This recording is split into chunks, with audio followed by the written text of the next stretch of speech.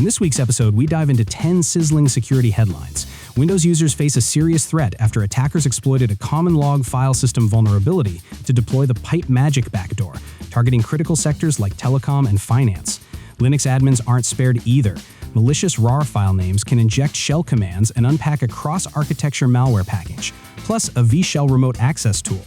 We also learn how AI agents like Comet can be tricked into clicking links, reading emails, and even shopping thanks to a sneaky PromptFix injection. Attackers are exploiting the Apache ActiveMQ flaw CVE 2023-46604 and even patching their own backdoor, deploying a mysterious program called DripDropper.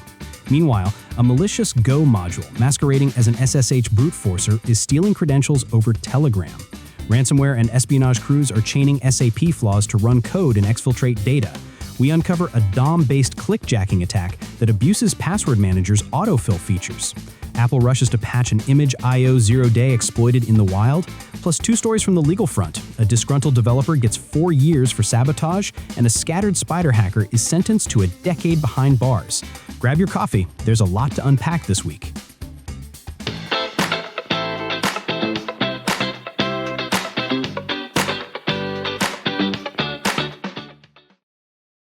Today is Monday, August 25th, 2025. I'm Arun from the SecMaster, host of this podcast. You're listening to the weekly Security Updates podcast. Thanks for joining us today, and happy week ahead. It's great to have you with us. Let's jump right into our first story. Storm 2460 exploited a Windows common log file system vulnerability tracked as CVE 2025-29824 to deploy their modular PipeMagic backdoor. This bug allows an unprivileged user to overwrite CLFS metadata and execute code as system. The attackers disguised their loader as ChatGPT or Chrome updates, luring victims into running an exe that drops a sophisticated modular implant. Once inside, PipeMagic uses randomly named pipes and plugin commands to collect system information, download additional payloads, and encrypt files. Targets include telecom, tech, and finance companies across North America, Africa, and Asia. To protect yourself, apply Microsoft's latest patches and disable CLFS if possible.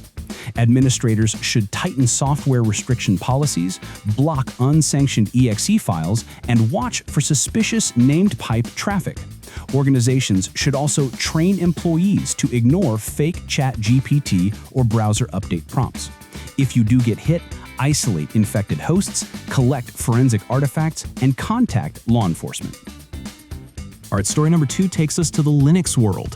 Researchers discovered that attackers are creating malicious RAR archives where the file name itself contains a shell command. When a user extracts the archive, the unrar utility unwittingly executes the command. No user interaction needed. In the wild, criminals sent spear phishing emails posing as beauty product surveys. The RAR file name included a command to download an ELF binary and a VShell remote access tool. The malware runs only in memory, supports both x86 and ARM, and can exfiltrate data or install additional modules. A similar tool called Ring Reaper uses IO Uring to evade detection and inject malicious code. Linux admins should update unrar packages, disable command parsing of file names, and inspect attachments carefully. Users should avoid opening archives from unknown senders. If you must test suspicious files, extract them in a sandbox. Businesses can reduce exposure by implementing email filtering, endpoint monitoring, and virtualization for high-risk apps. Third up, ever wondered if AI assistants could be tricked? Researchers at PromptGuard created a technique dubbed PromptFix that hides instructions inside fake CAPTCHAs. AI-powered browsers like Comet or the agent mode of ChatGPT interpret the CAPTCHA image as a prompt and follow the hidden commands. In their experiments, the AI filled shopping carts, clicked phishing links, and even read private emails, all without the user's consent. Because the instructions are disguised as part of the web page, the AI agent never sees them as malicious. Attackers could leverage this to launch scams, purchase gift cards, or approve malicious downloads. The researchers warn that generative AI platforms are becoming scam and easy buttons, and criminals are using them to craft deepfake extortion campaigns. To defend against prompt injection, developers need to implement strong guardrails that filter instructions originating from outside trusted contexts. Users should be wary of fully automating browsing tasks and maintain multi-factor authentication. Remember, your AI assistant is only as smart as the guardrails you build around it. Next up, we have the Apache ActiveMQ saga. Threat actors have been exploiting CVE 2023-46604, a deserialization flaw to run remote code on vulnerable servers. What's wild is that some attackers patch the vulnerability after exploiting it to lock out competing threat groups. Once in, they deploy a bespoke dropper nicknamed DripDropper, a password-protected Python executable that connects to Dropbox.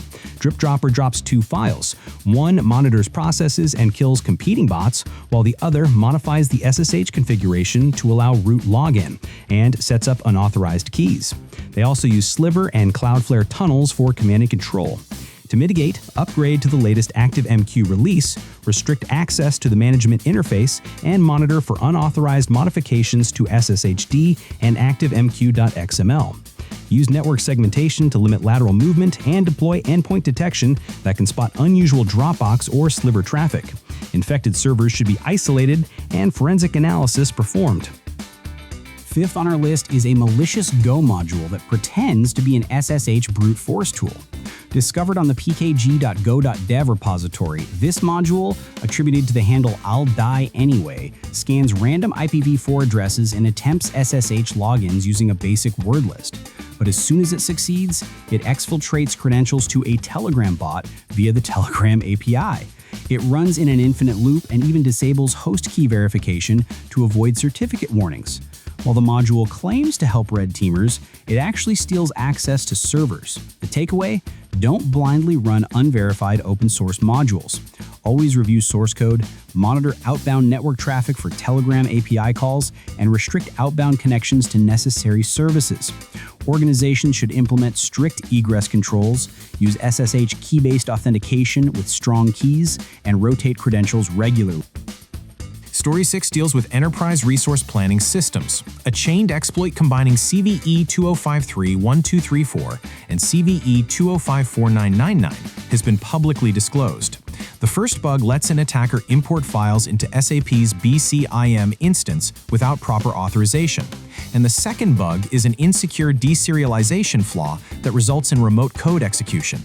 Before patches were released, ransomware crews like Keylin and BeyondLien, as well as China-linked espionage operators, exploited the flaws as 0 days.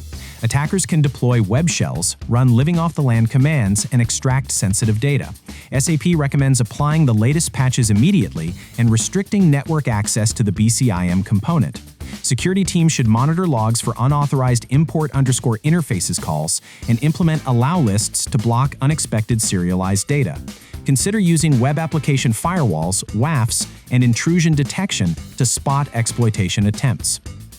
Seventh, a researcher named Marek Toth unveiled a DOM-based clickjacking technique that abuses browser extension APIs. By hiding legitimate UI elements with an off-screen iframe, attackers can trick password managers into auto-filling credentials on malicious subdomains. His test showed 10 out of 11 popular password managers auto-filled usernames and passwords for subdomains. 9 also filled in time-based one-time passwords, or TOTPs, and 8 leaked passkeys. Bitwarden issued a partial fix, but 6 vendors haven't fully mitigated the issue. Until patches arrive, turn off autofill and set your extension's site access to on-click or all sites. Consider using a browser that isolates extensions per site. Developers should validate the top-level domain before autofilling secrets. Also implement content security policies to prevent DOM manipulation and clickjacking. Stay vigilant. Just because your password manager autofills doesn't mean it's safe. 8th news flash. Apple has released emergency patches for a 0-day vulnerability in its ImageIO component, tracked as CVE 2025-43300. The bug is an out-of-bounds write that could allow malicious images to execute arbitrary code when viewed. It has been exploited in targeted attacks, though details remain confidential. Apple addressed the flaw in iOS and iPadOS 18.6.2, iPadOS 17.7.10, macOS Ventura 13.7.8, macOS Sonoma 14.7.8, and the upcoming macOS Sequoia 15.6.1. It's the 7th 0-day Apple has patched this year. To stay safe, update your Apple devices immediately. Avoid opening images from unknown sources and disable auto-download of images in messaging apps.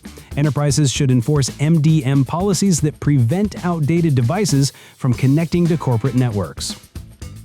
Ninth story, legal drama. Former contract developer Davis Liu has been sentenced to 4 years in prison for sabotaging his employer's systems.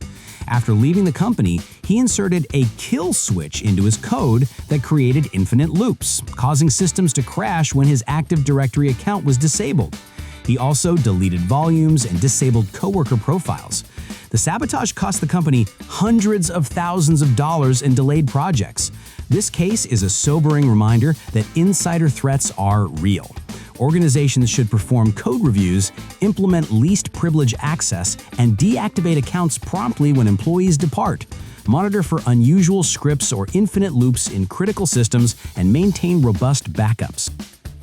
Finally, we end with a long-awaited conviction. Noah Michael Urban, a 20-year-old hacker associated with the Scattered Spider crew, was sentenced to 10 years in prison and ordered to pay $13 million in restitution. He pleaded guilty to wire fraud and aggravated identity theft after using SIM swapping and social engineering to steal at least $800,000 from victims. Urban was part of an alliance between Shiny Hunters, Lapsus, and other groups that relied on urgency tactics and impersonation to bypass multi-factor authentication. This conviction highlights the importance of protecting phone numbers, enabling SIM lock pins, and using authenticator apps rather than SMS. Businesses should implement call center scripts to detect social engineering and require additional verification for account changes. Always be skeptical of unsolicited calls, and if your phone suddenly loses service, contact your carrier immediately. That wraps up our top 10 stories for week 34. If you found this podcast helpful, please like and subscribe and share it with your friends. Remember to keep visiting the SecMaster for daily security updates and in-depth analysis. Thanks for listening and for supporting us. We appreciate you spending your time with us. Have a safe week ahead, stay vigilant, and we'll catch you next episode.